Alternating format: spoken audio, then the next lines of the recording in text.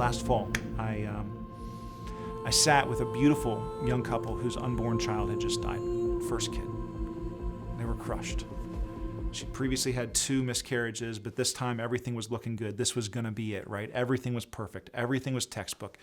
They waited to have the baby shower until they were sure the baby was going to make it, right? And so they're almost to the end. They had the baby shower, and the next day, the baby stopped moving. And I sat with them in the hospital, and all I could think about was our own miscarriage, which was like almost 7 years ago now. And the nurse that came into the room and said to my wife and I, "You are no longer pregnant." So I'm in the hospital with them. I'm crying. This couple's crying. We're all kind of having a hard time together. And this beautiful young mom said something to me that crushed me. She said, "I know it's a sin to be mad at God, but I'm so angry and I don't know what to do." Spoiler alert, right? Mostly the right thing to do is just shut up and be with them. You might feel a need to talk, but a grieving person does not feel a need for you to talk, okay? So that particular moment was not the right moment for a theology lesson about God and anger. But this moment is.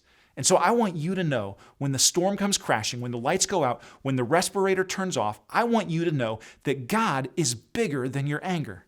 He is bigger than your pain. He is big enough to handle it. Nowhere in the Bible does it say that it's a sin to get mad at God. It's actually the opposite of that. The Bible goes out of its way to record godly people being mad at God. It's right there in the Psalms, right? Psalm 13 says, "How long, Lord? Will you forget me forever? How long will you hide your face from me? How long must I wrestle with my thoughts and day after day have sorrow in my heart? How long will my enemy triumph over me? Look on me and answer, Lord my God. Give light to my eyes, or I will sleep in death, and my enemy will say, I have overcome him, and my foes will rejoice when I fall."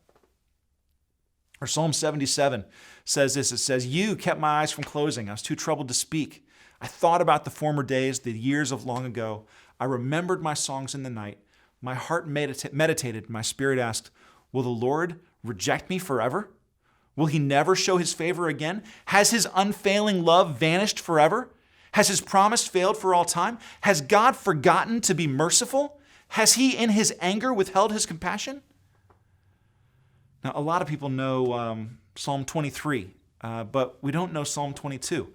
The 2 Psalms actually go together. Psalm 22 and 23 are just kind of a seamless piece. And 22 starts out like this. It says, my God, why have you forsaken me?" If that sounds familiar, it's because that's what Jesus says on the cross. This is the psalm that he quotes as he's dying. He says, my God, why have you forsaken me? Why are you so far from saving me, so far from my cries of anguish? My God, I cry out by day, but you do not answer, by night, and I find no rest. Psalm 22 is a treasure. It's absolutely something that's worth it for you to pick it up and read it, even this Holy Week.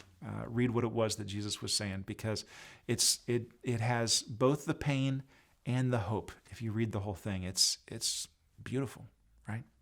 So God is bigger than our anger. He's bigger than our grief. He's bigger than the pain that is crushing us. The most common question that I get in times of pain is, why did God allow this? Why do such bad things happen to good people? People have been asking that question for 2,000 years, right? More, 3,000. I mean, it's literally right there in the Psalms. And the reason that we're still asking it is because the Bible never answers it directly. Now, don't get me wrong. The question has an answer at a philosophical level. But in times of crisis, nobody is asking that question philosophically. We're asking the question, God, what about me?